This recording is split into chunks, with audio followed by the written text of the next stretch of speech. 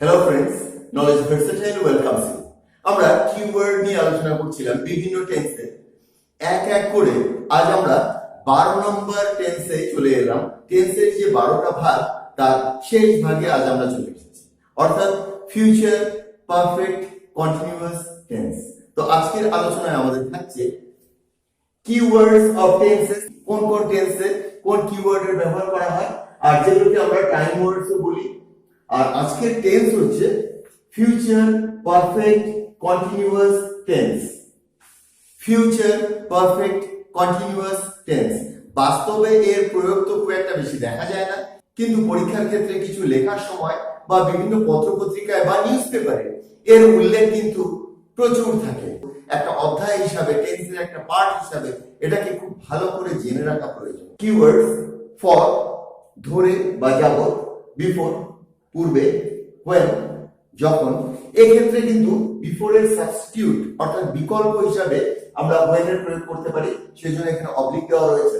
অর্থাৎ for, before, oblique when, from থেকে, by কোন সময়ের মধ্যে। একটা জিনিস মনে রাখবে, এখানে যে আমি ফ্রম এর ব্যবহার করলাম, অন্যান্য যে কোনো পারফেক্ট কন্টিনিউয়াস টেন্সে কিন্তু আমরা থেকে অর্থে সিন্স এর ব্যবহার করি, কিন্তু ফিউচার পারফেক্ট কন্টিনিউয়াস টেন্সে থেকে অর্থে আমরা ফ্রম এর ব্যবহার করব। এমন দুটো পরিস্থিতি রয়েছে যে ক্ষেত্রে আমরা ফিউচার পারফেক্ট কন্টিনিউয়াস টেন্সে প্রয়োগ করতে পারি। তো দুটো পরিস্থিতি কি কি দেখো, আমি 1 এবং 2 দুটো পরিস্থিতিকে ভিন্ন ভিন্ন করে দিয়েছি। প্রথমটা দেখো, ভবিষ্যতে ঘটা দুটো ঘটনার মধ্যে পূর্বে ঘটা ঘটনাটি যদি অবিরাম চলতে থাকবে, এই জায়গাটাকে একটু মনে রাখবে, চলতে থাকবে অবিরাম, অবিরাম চলতে থাকবে নির্দেশ করে, তবে সেটি ফিউচার পারফেক্ট কন্টিনিউয়াস টেন্স হয়। অপর ঘটনাটি অর্থাৎ যেটা পরে ঘটবে প্রেজেন্ট ইনডেফিনিট টেন্স হয় বা প্রেজেন্ট ইনডেফিনিট হয়। এবার তোমাদেরকে একটু বুঝিয়ে বলি। ভবিষ্যতে দুটো ঘটনা ঘটবে, একটা আগে ঘটবে একটা পরে ঘটবে। তো যেটা আগে ঘটবে সেটা যদি অবিরাম চলতে থাকবে এমন নির্দেশ করে, তখন সেটা ফিউচার পারফেক্ট কন্টিনিউয়াস টেন্স হয়। এবং আরো একটা ঘটনা যেটা পরে ঘটবে, বলছি বে অর্থাৎ পরে ঘটবে, তবুও কিন্তু সেটা প্রেজেন্ট ইনডেফিনিট টেন্স হয়, অর্থাৎ সিম্পল প্রেজেন্ট টেন্স হয়, সেটা কিন্তু ফিউচার ইনডেফিনিট হয় না। তো তোমাদের মনে হতে পারে যে ফিউচার কন্টিনিউয়াস টেন্সের সাথে এর পার্থক্য কোথায়? ফিউচার কন্টিনিউয়াস টেন্সে কিন্তু শুধুমাত্র ভবিষ্যতে কোনো কাজ চলতে থাকবে এমন নির্দেশ করে। যেমন আমি খেলতে থাকবো, তো আমি খেলতে থাকবো আই শ্যাল বি প্লেইং বা আই উইল বি প্লেইং। কিন্তু এক্ষেত্রে কি, তুমি আসার আগে আমি খেলতে থাকবো, এক্ষেত্রে পার্থক্যটা এটাই। I will have been playing বা I shall have been playing before you come. তো আমি বলেছি যে বিফোর এর সাথে তোমরা when কে রিপ্লেস করতে পারো, বিফোর এর পরিবর্তে তোমরা when এর ব্যবহার করতে পারো। I shall have been playing when you come।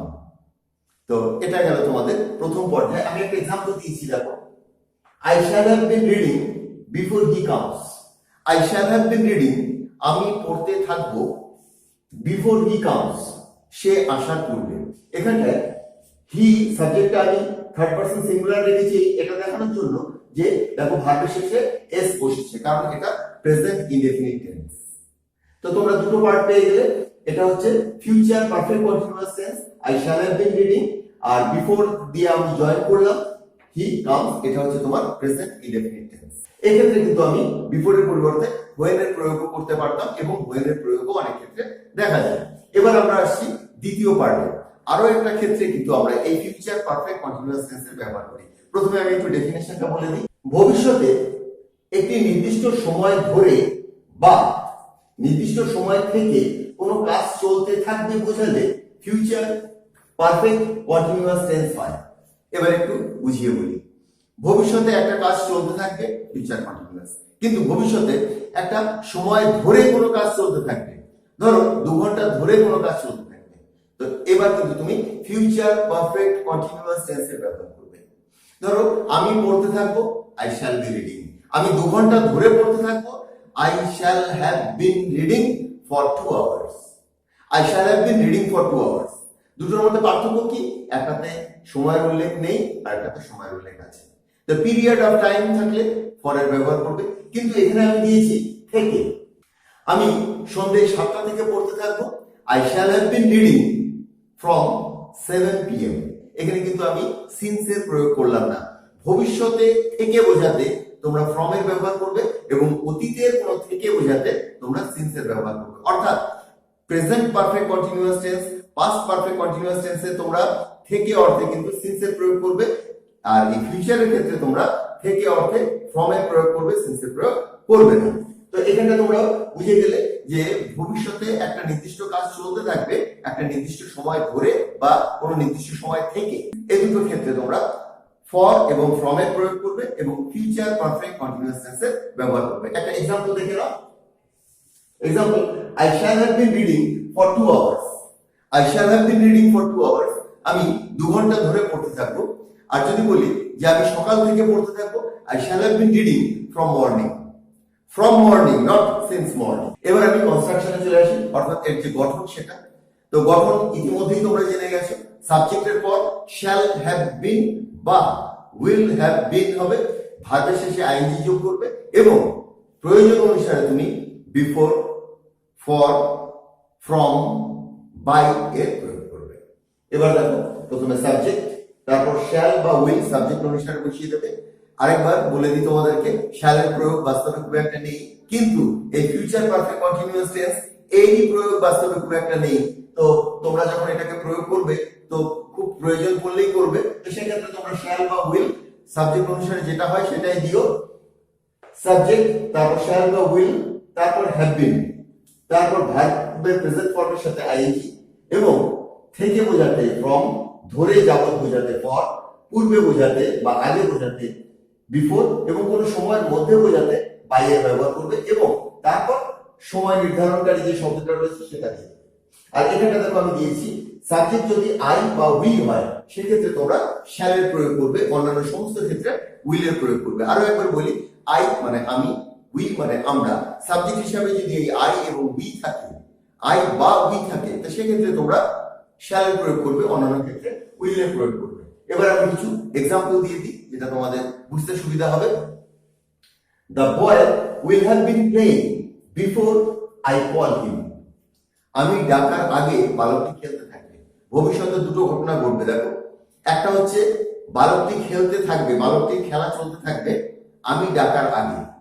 তো আমি ডাকবো আর তার আগ পর্যন্ত বালকটা খেলতে থাকবে। The boy will have been playing, বালকটি খেলতে থাকবে before I call him. I call him বা before I call him এটা কিন্তু প্রেজেন্ট ইনডেফিনিট টেন্সে রয়েছে। এখানে যদি লেখো before I shall call him, এটা যদি মনে করে যে আমি ডাকার পূর্বে, অর্থাৎ আমি তো ভবিষ্যতেই ডাকবো, তো সেই অর্থে এখানে ফিউচার ইনডেফিনিট টেন্স বা শ্যাল উইল এর প্রয়োগ করলে ভুল হয়ে যাবে। আবারও বলে দিই যে এখানে আমি দেখো বিফোরের সাথে অবলিক দিয়ে হয়ে দিয়েছি, অর্থাৎ তোমরা প্রয়োজনে হোয়েন এর ব্যবহার করতে পারো বা কোনো বইতে বা পত্রপত্রিকায় এই হোয়েন এর প্রয়োগও থাকতে পারে, অর্থ কিন্তু একই। The boy will have been playing when I call him. আমি যখন বালকটিকে ডাকবো বালকটি তখন খেলতে থাকবে। নেক্সট এক্সাম্পলটা দেখো, we shall have been writing for 30 minutes.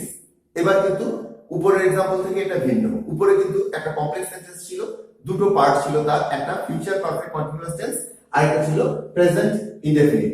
এবার কিন্তু সিম্পল সেন্টেন্স এটা, আমরা 30 মিনিট ধরে লিখতে থাকবো। আমরা লিখতে থাকবো we shall be writing।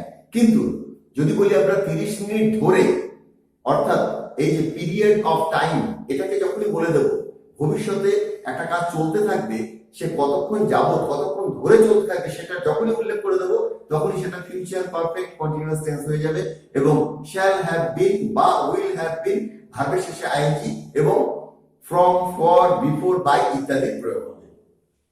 We shall have been writing for 30 minutes, অর্থাৎ আমরা 30 মিনিট ধরে লিখতে থাকবো। যদি বলতাম আমরা সকাল থেকে লিখতে থাকবো, we shall have been writing from morning, সকাল থেকে লিখতে থাকবো ফ্রম মর্নিং। নেক্সট এক্সাম্পলটা দেখো, he will have been teaching us from tomorrow morning. He will have been teaching us from tomorrow morning. তিনি আগামীকাল সকাল থেকে আমাদেরকে পড়াতে থাকবেন।